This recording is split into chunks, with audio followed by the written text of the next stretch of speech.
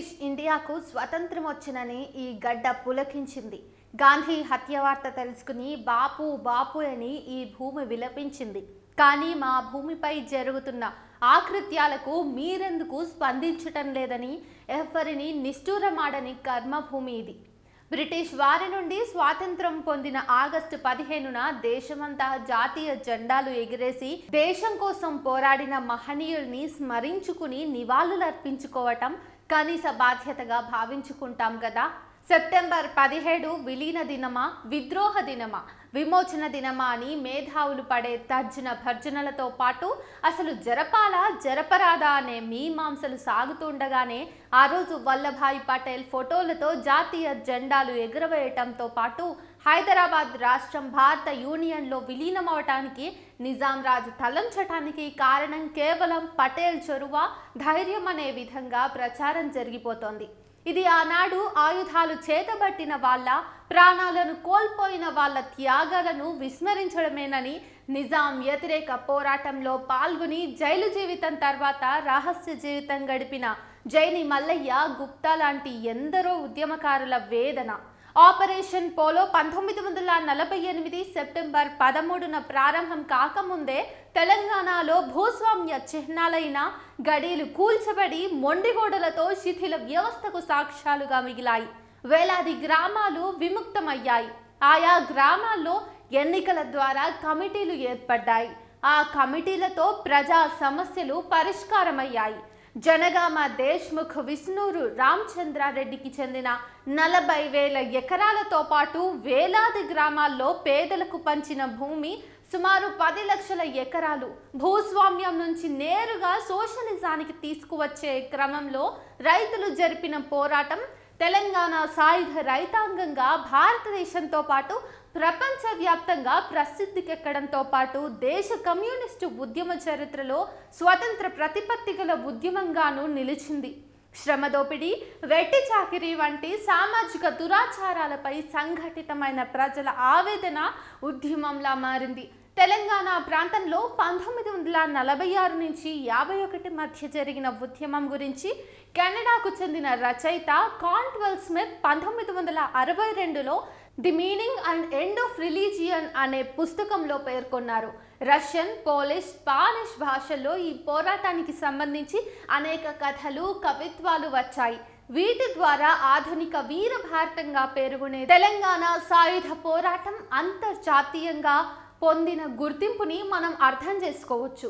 1948 September 17న Nizam లొంగుబాటు ప్రకటన తర్వాత కలకత్తాలో జరిగిన కమ్యూనిస్ట్ పార్టీ సమావేశంలో వారి నాయకుడు రణదివే ఆలోచన మేరకు తెలంగాణలో కమ్యూనిస్ట్ పాలన కోసం సాయుధ పోరాటాన్ని కొనసాగించారు. శాంతి భద్రతల రక్షణ పేరుతో కమ్యూనిస్ట్ పార్టీని నిషేధించడమే కాక హోంమంత్రి పదవిలో ఉన్న వల్లభాయ్ పటేల్ హైదరాబాద్లో ఒక కమ్యూనిస్టు కూడా లేకుండా చేస్తానని ప్రకటించడంలో 18 నెలల పాటు అడవుల నుంచే కమ్యూనిస్టులు ఉద్యమం సాగించారు. పగలు పోలీసు బృందాలు గాలింపు చర్యలు, రాత్రులు గెరిల్లా పద్ధతుల్లో కమ్యూనిస్టుల దాడుల మధ్య ప్రజాజీవనం కల్లోలమైంది. సరిగ్గా 3 ఏళ్ల తర్వాత 1951 సెప్టెంబర్లో కమ్యూనిస్టులు సాయుధ పంథాను వీడి ప్రజాస్వామ్య మార్గంలోకి రావటానికి ఒప్పుకోవటంతో అప్పటి వరకు కమ్యూనిస్టు పార్టీపై ఉన్న నిషేధాన్ని ప్రభుత్వం తొలగించింది. 1952లో జరిగిన ఎన్నికల్లో గాను పోటీ చేసిన కమ్యూనిస్టులు 14 స్థానాల్లో గెలిచారు. నల్గొండ పార్లమెంట్ నుంచి పోటీ చేసిన ఉద్యమ నాయకుడు రావి నారాయణ రెడ్డి నాటి ప్రధాని నెహ్రూ కన్నా ఎక్కువ మెజారిటీ పొందడంతో నెహ్రూ చొరవతో అప్పటి పార్లమెంటు భవనంలో తొలి అడుగు వేసిన ఘనత తెలంగాణ సాయుధ పోరాట నాయకుడికే దక్కింది. ఇక్కడ ముఖ్యంగా చర్చించుకోవలసినది 1948 సెప్టెంబర్ 17న పోలీసు చర్య పేరుతో జరిగిన సైనిక చర్య పూర్తయిన హైదరాబాద్ రాజ్యం కాలేదు. సైనిక పాలన మొదలై 3 ఏళ్ల పాటు కొనసాగింది. నిజాం పాలన అనగానే గుర్తుకొచ్చే దేశ్ముఖ్లు, జాగీర్దార్లు, దొరల దుర్మార్గాలు, ఆ వెంట ఖాసిం రజ్వీ, అతడి సైన్యమైన రజాకార్లు, వాళ్ళ పాశవిక చేష్టలు చరిత్రలో లిఖించబడ్డాయి. కానీ ఆ విషాదాలకు, విశృంఖలత్వాలకు మించి యూనియన్ ప్రభుత్వం తన సైనిక పాలనలో నియమ నిబంధనలు, శాసనం, చట్టం లాంటి విషయాలను పూర్తిగా మర్చిపోయింది. సర్దార్ పటేల్ అభీష్టమైన కమ్యూనిస్టుల అణచివేత పేర ప్రజలపై మధ్యయుగాలను మరిపించే దౌర్జన్యాలకు నీచాతి నీచ కృత్యాలకు దిగిన సైన్యాన్ని నాజీలను మించేలా ఏర్పరిచిన కాన్సంట్రేషన్ క్యాంపులు, అవి జరిపిన అత్యాచారాలు, చేసిన పిశాచ కృత్యాలను వాటి గురించి తెలుసుకుని కిమ్మనని స్వతంత్ర భారత ప్రజా దేశ నేతల గురించి దాశరథి రంగాచార్య తన జీవన యానం పుస్తకంలో ప్రస్తావించారు. అప్పటికే బలహీనపడ్డ నిజాం లొంగుబాటు గొప్పదనం పటేల్కి కట్టబెట్టేవారు. ఆ 3 ఏళ్ల కాలంలో జరిగిన ఆకృత్యాలకు బాధ్యులెవరో చెప్పాల్సి ఉంటుంది. అయినా దేశంలో ఆనాడున్న 560 సంస్థానాల ఘాటన తెలంగాణను కట్టడం అత్యంత అవివేకం, అవగాహన రాహిత్యం. బ్రిటిష్ ఇండియా కరెన్సీ రూపాయి కాగా హైదరాబాద్ రాజ్య కరెన్సీగా ఉస్మానియా సిక్కా ఉండేది. 7 ఉస్మానియా సిక్కాలు 6 బ్రిటిష్ రూపాయలకు సమానం. పూజాది కార్యక్రమాల్లో బ్రాహ్మణుల కోరిక మేరకు వారికి దక్షిణగా హైదరాబాద్ ప్రాంతం వారు 116 ఉస్మానియా సిక్కాలు ఇచ్చేవారు. ఎందుకంటే అది బ్రిటిష్ ఇండియా కరెన్సీకి 100 రూపాయలతో సమానం అవుతుందని.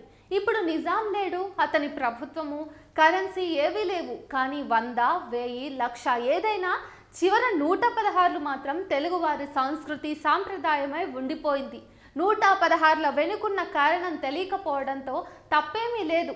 అసలు చరిత్ర తెలియకున్నా దోషమేమీ కాదు. కానీ చరిత్రను ఏమార్చాలనుకోవటం, అర్ధ సత్యాలను అసత్యాలను చరిత్రగా ప్రచారం చేయటం దుర్మార్గం.